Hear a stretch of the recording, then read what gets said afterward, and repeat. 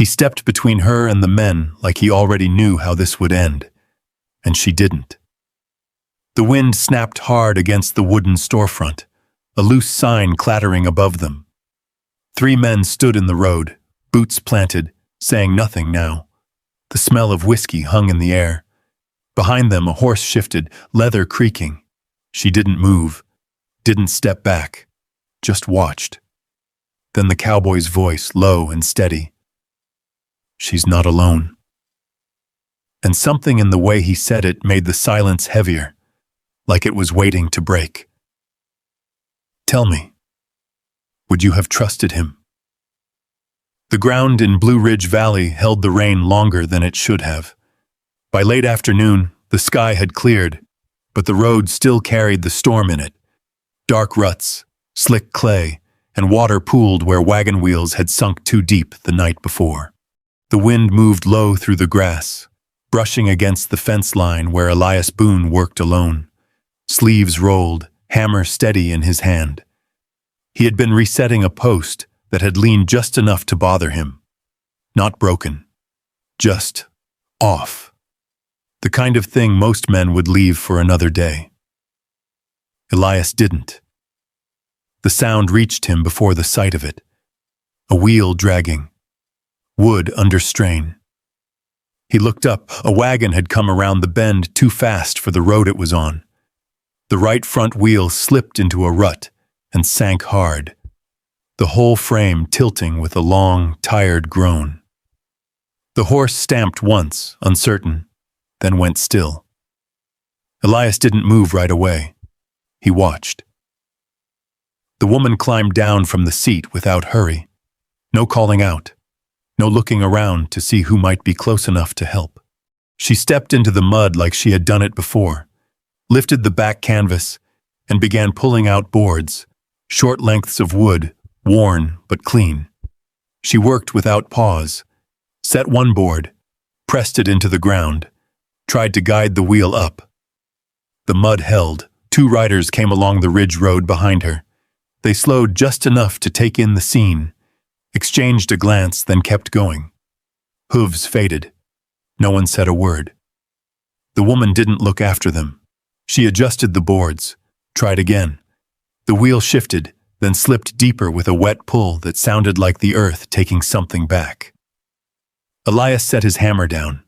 By the time he reached the road, she was already moving to the other side, testing the axle with both hands, checking the angle like she meant to solve it herself if it took all afternoon.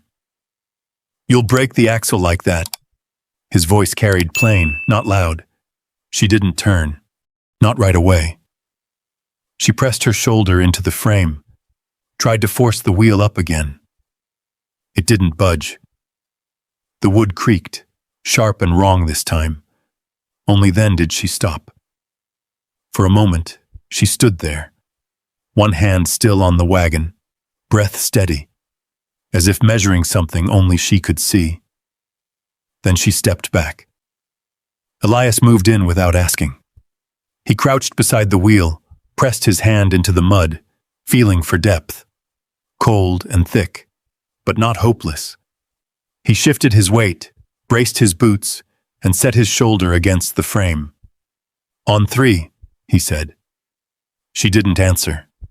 But when he counted, she was already at the reins, gathering them in her hands. 1. The horse flicked an ear. 2. The wind moved through the grass again, low and constant. 3. The first push did nothing. The wagon held where it was, stubborn as the ground beneath it. Elias stepped back, adjusted his footing, wiped mud from his hands onto his jeans without looking up. He tried again. This time, the wheel lifted just enough to catch the edge of the board. The mud let go with a thick, sucking sound, and the wagon lurched forward onto firmer ground. It settled there, crooked but free. Elias stepped away, breathing even, one sleeve streaked dark from elbow to wrist. She climbed down. For the first time, she looked at him. Her eyes didn't linger. Just a glance, quick and steady, taking him in the way someone checks a horizon. Nothing more than needed. "Thank you," she said, No smile, no question. She turned back to the wagon, already lifting the boards, stacking them again with the same quiet efficiency. Elias picked up one end without thinking. She didn't stop him, but she didn't acknowledge it either. When the last board was tied down, she climbed back onto the seat, gathered the reins, and clicked her tongue softly. The horse moved forward, careful now, finding the center of the road. At the bend, she didn't slow, didn't look back. The wagon disappeared past the line of cottonwoods that marked the edge of the valley, heading toward Dry Creek Crossing.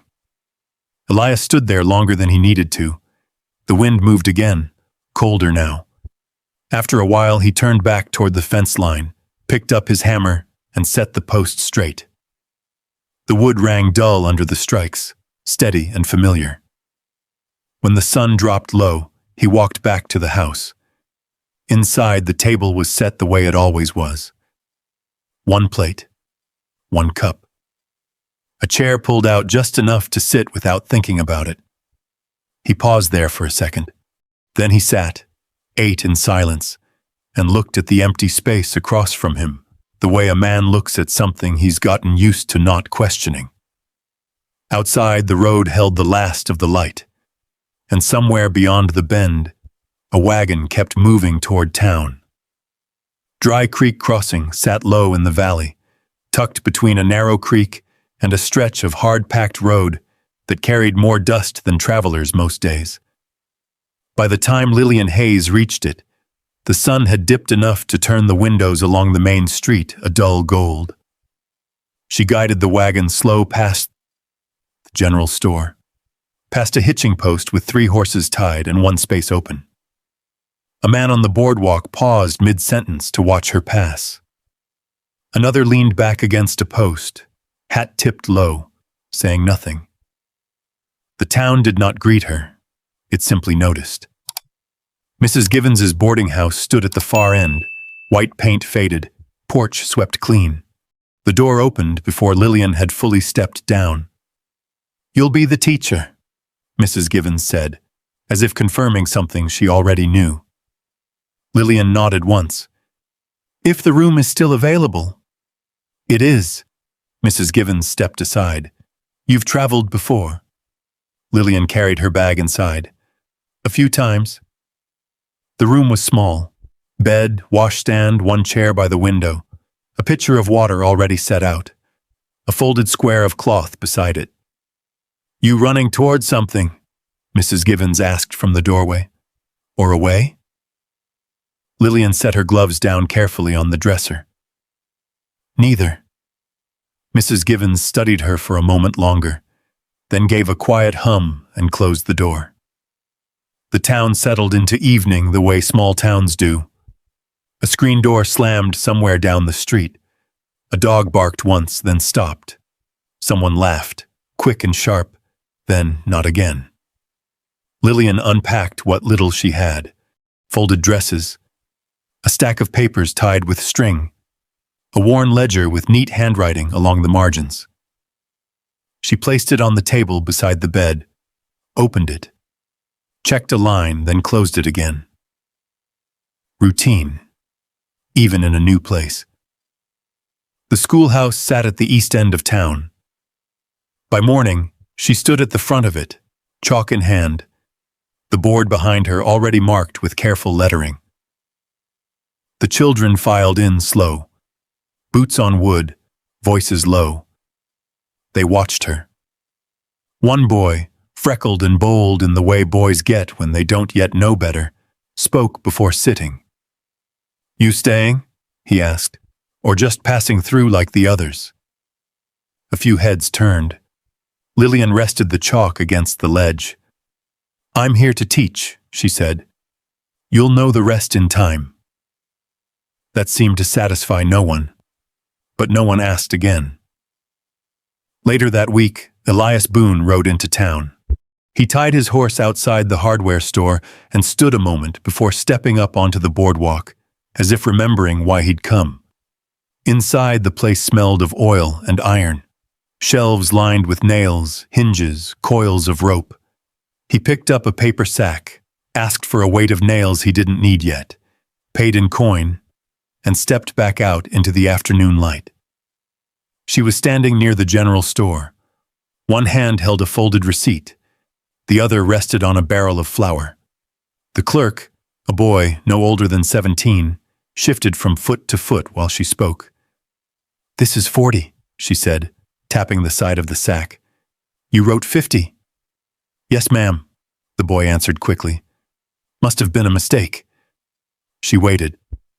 The boy took the receipt back, scratched something out, rewrote it. Her eyes followed every line. Elias stopped a few feet away. She turned then, not startled, just aware. For a second, neither of them spoke. "I know your name," she said. "Boone." "Elias," he answered. She gave a small nod. "Hayes." The boy handed the corrected receipt back. Lillian checked it once more, folded it, slipped it into her bag. "Good afternoon, Mr. Boone." "Afternoon." She stepped past him, not close enough to brush shoulders, but near enough that he caught the faint scent of road dust and clean linen. He watched her go until she reached the end of the boardwalk and turned the corner. That night, the town grew quieter than usual. Lillian walked back from the schoolhouse after dusk, her steps even, her pace unhurried. The air had turned colder, the kind that settles in after sundown and stays. Halfway down the road, she heard it, another set of footsteps. Not close, not far, just there. She did not turn around, kept walking. Her hand tightened slightly around the strap of her bag, then loosened again. The sound stayed with her for a few paces, then stopped. When she reached the boarding house, she stepped inside without looking back, closed the door, and set the latch with a quiet click. Upstairs, in her room, she stood by the window a moment longer than she needed to. Outside, the street was empty. No movement, no shadow, only the wind moving across the road. The next morning, Elias Boone rode past the schoolhouse before the bell rang. He slowed, just enough to look once toward the window. Then he kept going. By the time the bell rang, the sound of his horse was already gone, swallowed by the road that curved out past the cottonwoods. Inside the schoolhouse, Lillian Hayes stood with a piece of chalk between her fingers, eyes on the board, though she had not written anything new. One of the girls near the front turned her head slightly, following where Lillian had been looking. Then she faced forward again. Nothing was said. The days settled into a rhythm. Lessons in the morning, quiet at midday, the low hum of voices, the scrape of chairs, the smell of dust and chalk and worn wood. Lillian moved through it all with a steady hand, papers stacked straight, names remembered, corrections made in a careful, even script. In the afternoons, the light came in through the windows at an angle that softened everything. It was usually then that she would pause, just for a second, and glance toward the road. Most days, there was nothing to see. Some days, there was. A horse moving at an easy pace, a rider who did not turn his head. She would look once, then return to her work. The first apples appeared on a Monday. A small basket, set just to the side of the schoolhouse steps. No note, no mark. Just clean fruit, red and yellow, still carrying a trace of dust from the orchard road. Lillian stood over them for a moment. Then she picked up the basket and carried it inside. When the children came in, they noticed right away. "Miss Hayes, where'd those come from?" "A neighbor," she said. She kept 2 on her desk. The rest she passed out, one by one, without comment. The room filled with the quiet sound of chewing, the kind that makes children still without being told. That afternoon, she held one apple in her hand longer than she needed to before setting it aside. Outside, the sky had turned a dull gray that promised colder days ahead. The trouble came near the edge of town. It was late, the kind of hour when most folks were already inside, lamps lit, doors closed. Lillian walked the road back from the schoolhouse with her bag over one shoulder, her steps measured, the same as always. The voices reached her before the men did. Low, not loud enough to carry far, just enough to be heard by the person they were meant for. She kept walking. 3 men stood near the hitching post outside a shuttered store, hats low, shoulders loose in the way of men who had been drinking long enough to forget the hour. One of them shifted, stepping just enough into the road to narrow her path. She stopped. Not far, not close.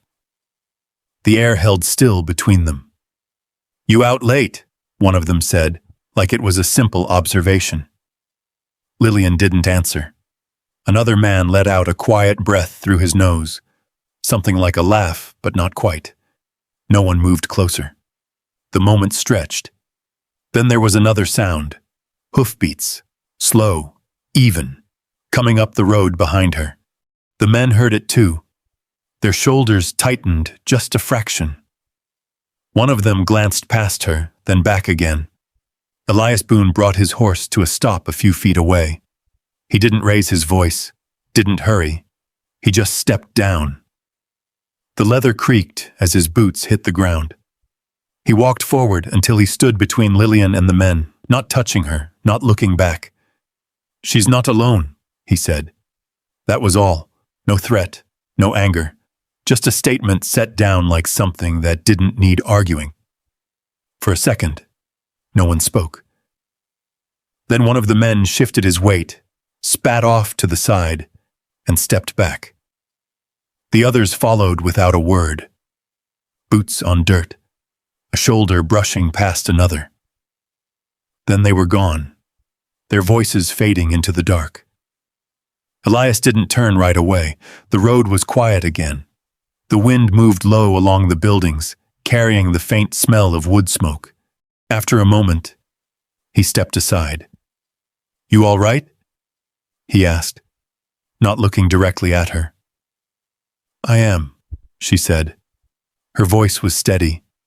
He gave a small nod. "Good." He walked back to his horse, untied the reins, and swung up into the saddle in one smooth motion.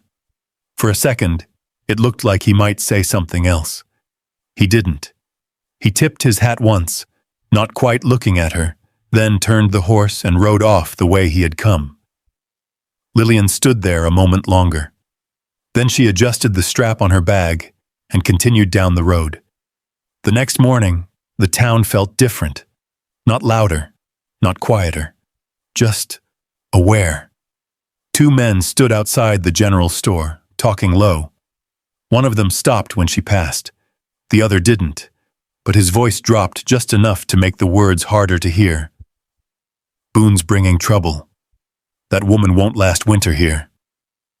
The words weren't meant for her, but they weren't hidden either. Lillian kept walking.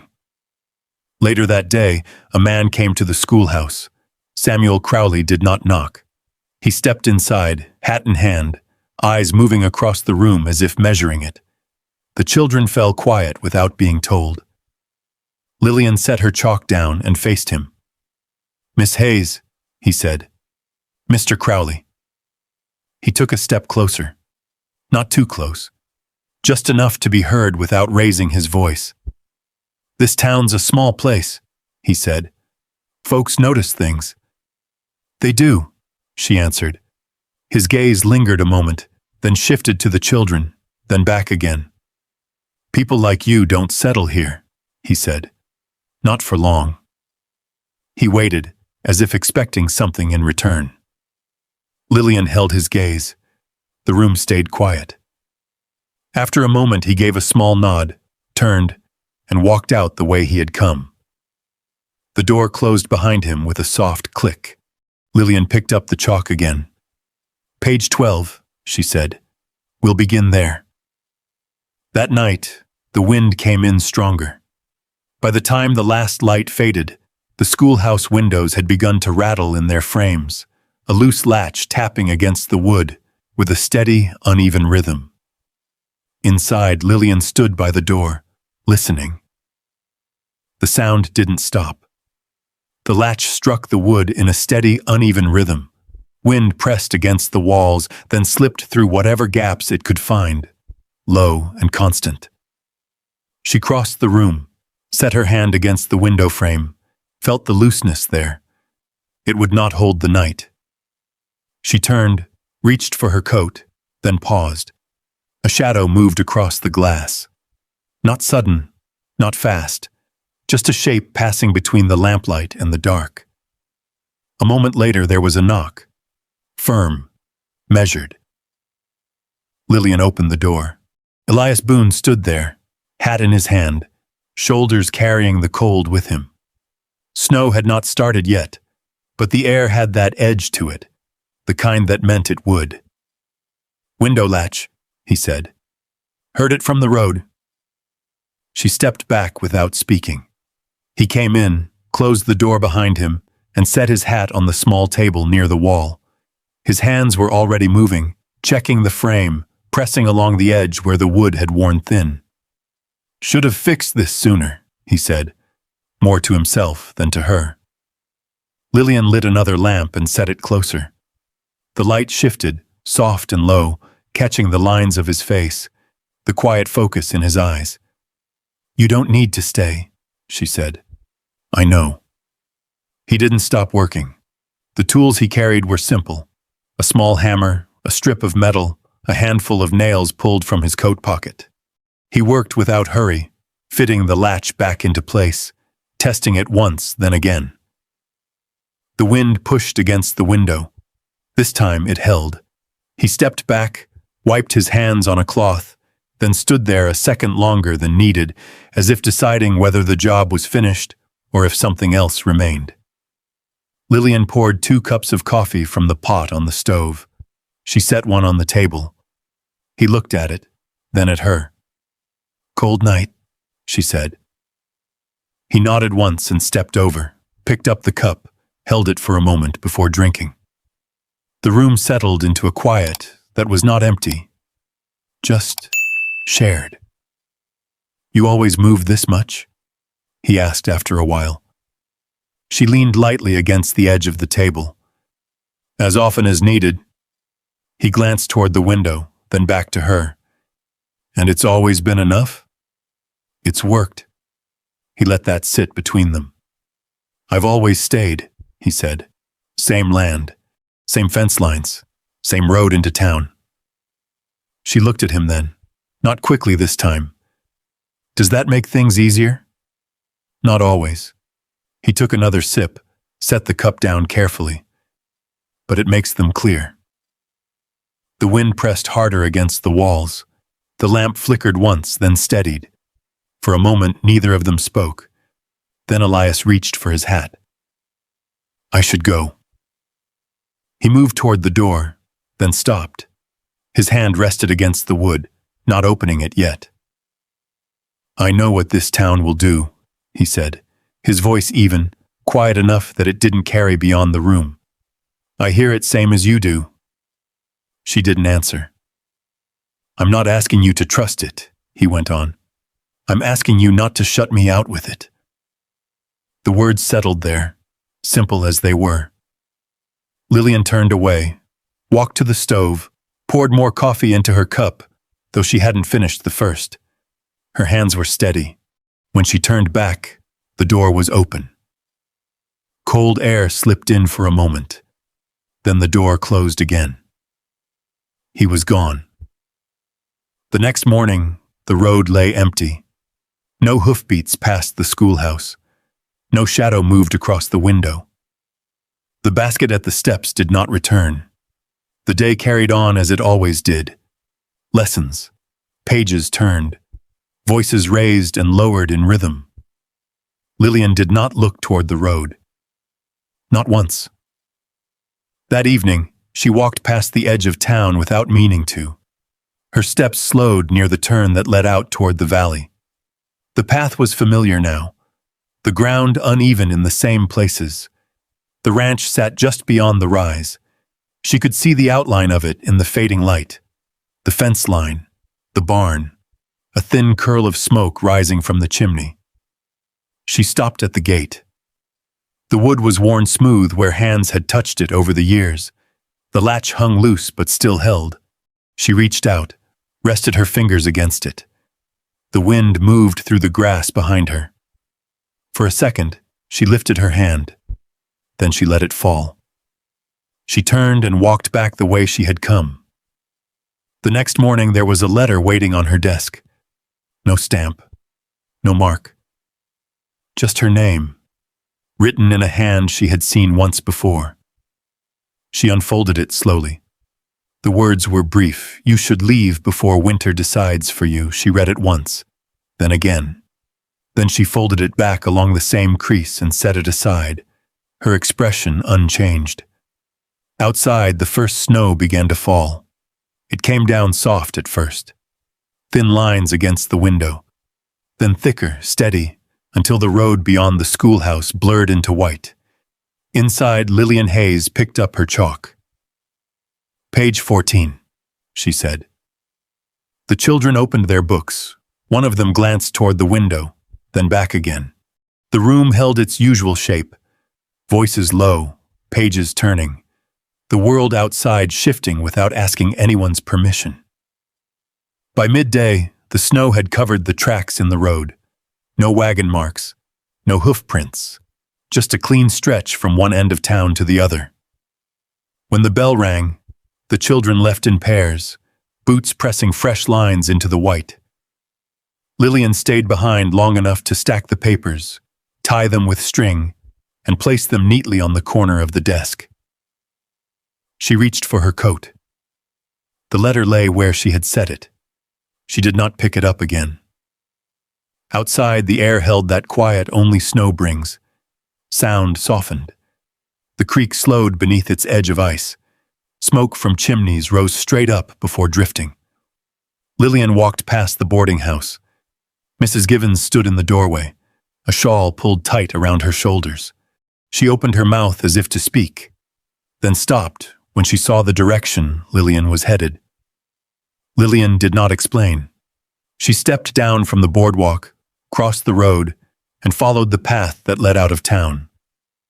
The snow deepened as she went. Not enough to stop a wagon. Enough to make each step matter. By the time she reached the rise, the ranch came into view. The fence line stood straight against the white, the barn door half open. A horse tied near the post, head low, breath visible in the cold. Elias Boone was by the trough, breaking the thin layer of ice with the back of a tool. He worked steady, the same way he did everything else. He didn't look up right away. When he did, he didn't move. For a moment, neither of them spoke. The distance between them wasn't far, not far enough to make the walk difficult, just far enough to leave space for a choice. Lillian stepped forward. Snow pressed under her boots. The sound carried clear in the quiet. Elias set the tool down, his hands stilled at his sides. She stopped a few feet from him. Up close, the cold had touched his face, left a faint red along his cheeks. His eyes stayed on hers, steady, waiting without asking. "I read the letter," she said. He gave a small nod. "Figured you might." She held his gaze. "It didn't change anything." Another pause. The wind moved along the side of the barn, low and even.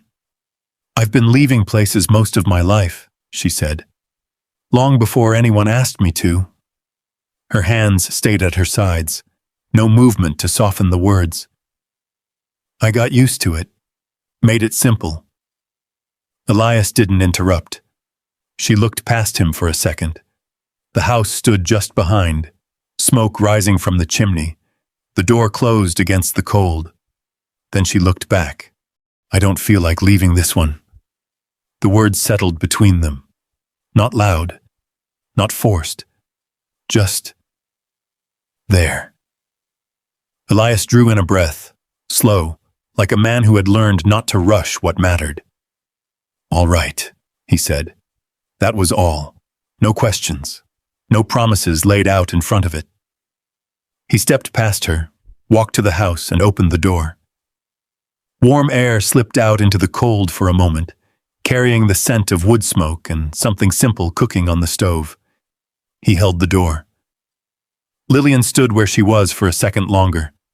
The snow continued to fall around them, soft, steady, covering the ground the same way it had covered the road. Then she stepped forward, crossed the space, and walked through. Inside, the room was quiet. A table stood near the window, one plate set, a cup beside it. Another chair pulled close but not used. Elias moved to the stove, set another plate down without looking at her, as if it had always been there waiting. Lillian took off her gloves, set them on the table, and sat. Outside, the valley lay white and still. Later, when the light had faded and the first lamps came on in town, a small figure stopped at the edge of the ranch road. A boy, collar pulled high, holding something wrapped in cloth. He walked up to the porch, set the bundle by the door, and left without knocking. Inside, the sound of 2 cups being set down carried soft against the wood. On the road back toward town, Deputy Pike rode past the turn that led to the ranch. He did not slow. The snow fell thicker as night settled in, and inside the house the table was no longer set for one. If you had walked that road before winter, you might have kept going too. Might have told yourself it's easier not to stop, not to ask, not to stay. Life has a way of teaching that lesson early, and well. But then there's a moment. Quiet. Almost easy to miss. A door half open. A chair pulled out. Someone who doesn't ask you to be less than what you are, only asks you not to turn away. And that's the part that lingers. Not the storm, not the town, not even the fear. Just that small, steady choice. To stay. To sit down at a table that once felt too big, too empty, and let it hold more than one life. Maybe you've stood at a gate like that before, hand raised, not sure if stepping forward would cost you everything you've learned to protect, or maybe you're still standing there now. Some stories don't need grand endings, just 2 people who decide, quietly, that leaving isn't the only way to survive. Tell me, would you have walked through that door? And if this story stayed with you a little while, there are more waiting just beyond the next bend. You're always welcome to come back and sit a while.